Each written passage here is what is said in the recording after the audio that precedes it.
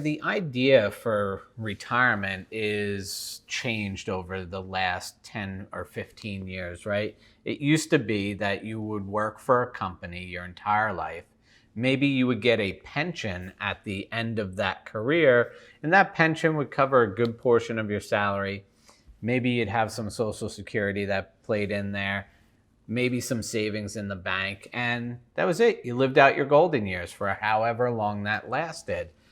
But nowadays, what's happening is we are living longer and longer and longer, right? How many people do you know in your own life that are turning 100 or getting close to 100? That's not an odd occurrence anymore. This is becoming the norm, right? So as people begin to live longer, the idea of retirement has shifted.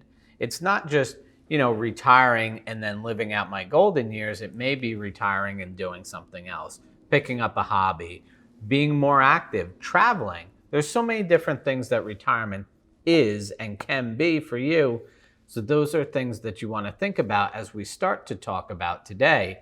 How much money should you be saving for retirement? And I'm going to go through with you and share you a couple different calculations that I think will open your eyes to different things that are out there, different strategies, and really help you understand what is the right number for you to get to retirement.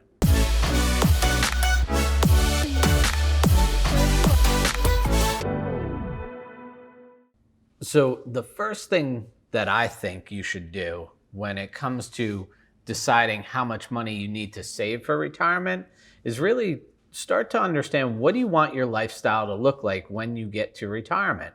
Today, your lifestyle may be $100,000 of income, right? And that $100,000 is broken up into the income, the expenses, the debt service, right? All these different areas, the savings component. Do you want to live that same sort of lifestyle? Do you want an increased lifestyle? Or do you want to, like a lot of financial planners tell you, live on 70% of your income? Do you want a less lifestyle in retirement, the same, or better, right? Because once you understand what kind of lifestyle you need, that can really put you on track for how much of your income you need to save. We've actually created a cash flow analysis guide in the description box. If you go ahead and click that, free access to it, it'll really help you map out what's coming in, what's going out, what your debts look like, and all the different areas of your life financially that you can start to understand what's going on. This will help you build out a starting point on your road to savings to retirement. Once you've gone through that guide and kind of mapped everything out, what I want to show you is, on the screen here, we have a calculator that I like to use. And one thing that is becoming more prevalent today is this idea of inflation, right? For the longest time, nobody wants to talk about inflation, but it's really a silent tax, right? What happens if your income stays stagnant and inflation grows, meaning the cost of goods and services goes up, but your money stays the same? That means that the buying power of those dollars shrinks over time. So if you're early on in your career, and let's say you have 30 years left of work, and right now your income is $100,000, right? So you have $100,000 of income, and you're going to work for the next 30 years. Well, if you just average a 2% rate in inflation over that 30-year period, what that means is that you'll need $181,000 30 years from now to live the same exact lifestyle that you're living today with only $100,000.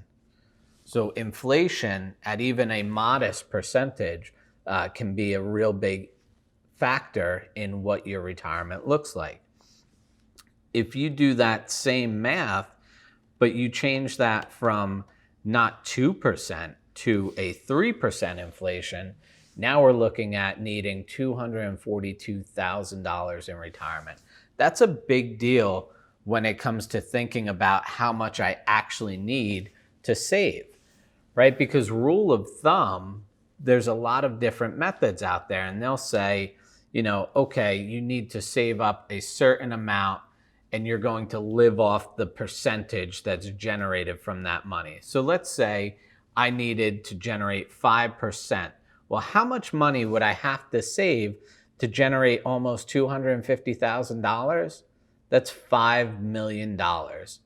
So if I needed to save $5 million and have that set aside to create my retirement income, well, what does that look like from my overall savings standpoint? So when we're looking to build retirement, let's say you have 30 years left, right?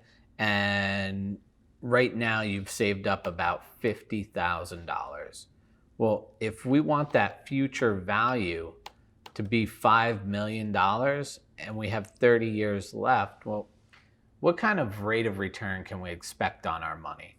You know, if we're in the stock market, maybe 8% is the right number. If 8% is the number, that's $36,000 per year you would have to save.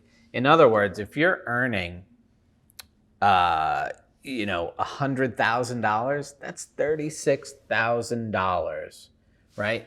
Now, I think you can see why retirement has become such an issue for people, right? Because 36% of your income, that's about as much as you might be giving to the government, maybe a little more, right?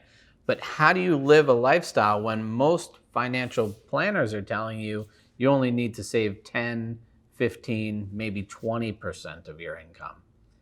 Is that enough? Well, the only way to make that happen is what? I got to get higher returns, right? If I get 12% return every single year for 30 years, which is highly unlikely, then I only need to save $13,000 a year, right? But if I'm getting a 10% return, it's $22,000.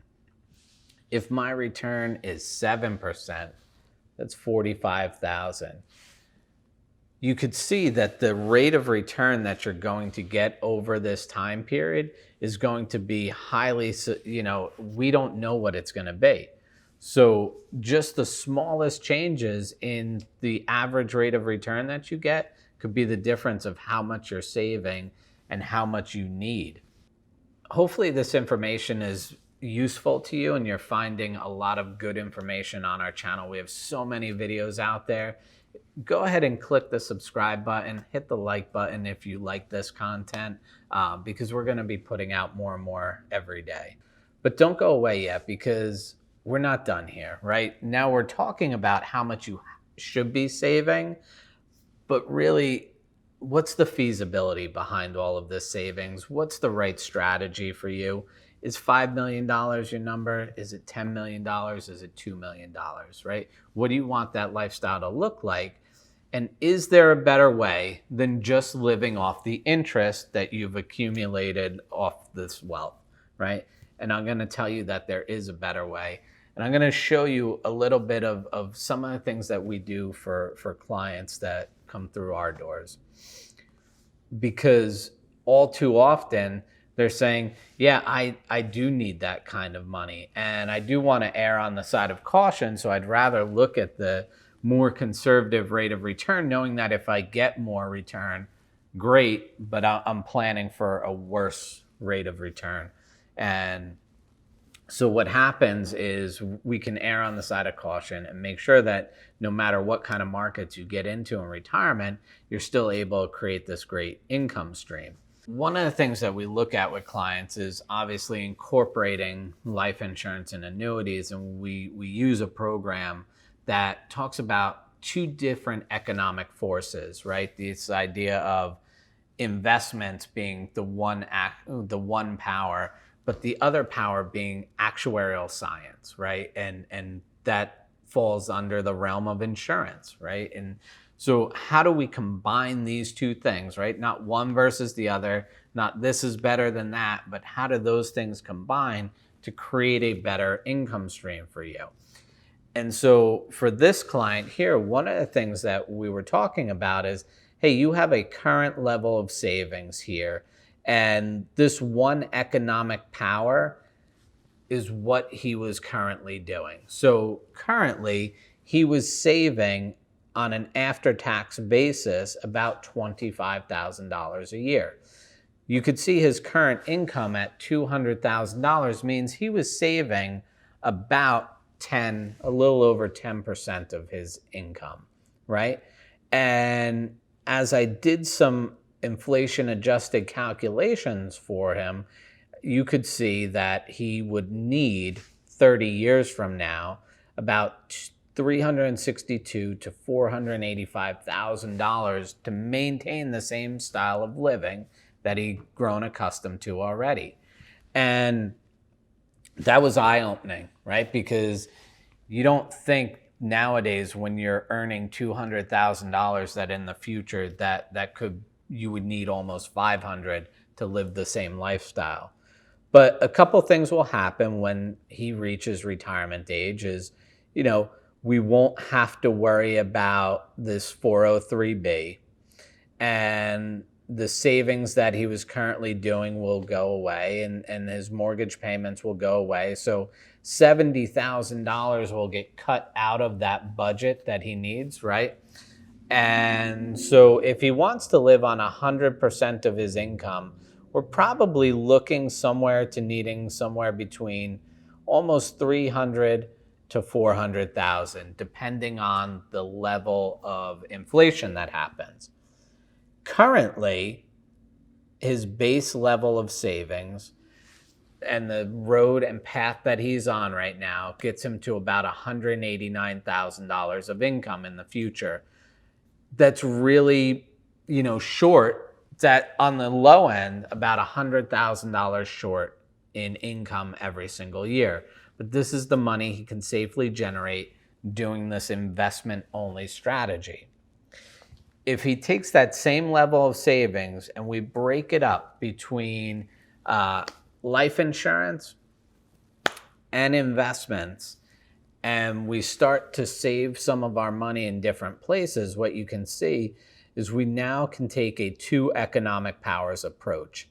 And rather than going through both of these options, the covered asset option and the volatility buffer option, I'm just going to focus on the volatility buffer for now, right? The volatility buffer basically is giving us a place to draw income from when markets drop. Because we do know that every year markets aren't going to go up, right? So when markets go down, we want a buffer or a place to draw income from in retirement so that we can, run out that volatility and we can allow our invested assets to recover, right? Because once we pull from an asset that's dropped in value, we've now locked in those losses for that given year. So these are things that affect people in retirement. A lot of people aren't really thinking about that when they get there because they haven't been taught this. So when we set up this volatility buffer, in the level of savings and the time that he has to grow this, we're actually creating almost a 6-year buffer against the market, meaning almost 6 years of income inside of this life insurance policy that he has access to offset market volatility. And what that allows is for him to take out at a greater rate because of this volatility. He can spend his assets more efficiently to the tune of $262,000 a year versus $189,000. And that's a big change because that falls very close to in line with his 100% of income on the low end. Now, what we also showed this client was increasing his savings, right? And creating a better balance, because it's all about the balance between the insurances and the investments and how they play together, creating a better balance, increasing his savings slightly. So now his after-tax savings goes from $24,675 to $36,675. And by just doing that slight increase, you could see if that was all going to investments, his change would be about $200,000 of income. But by splitting that and putting that into the insurance as well, now we're getting him to a place of about $340,000, almost $350,000 a year in retirement income. That puts him much closer to that 100% level that he would need to maintain the same sort of lifestyle. So what you can see here is that the level of savings, even when we're not changing, but we're just diversifying where that money is put, we're able to increase retirement income. And that's really what it's all about, because if we go back to the beginning, right, and thinking about starting at $50,000 and having to save 5 million to create this income, is that truly feasible? And I don't know where you're going to fall on that scale if you're going to be able to save at those levels, right? And that's why that cash flow analysis guide is so important to your overall planning of retirement.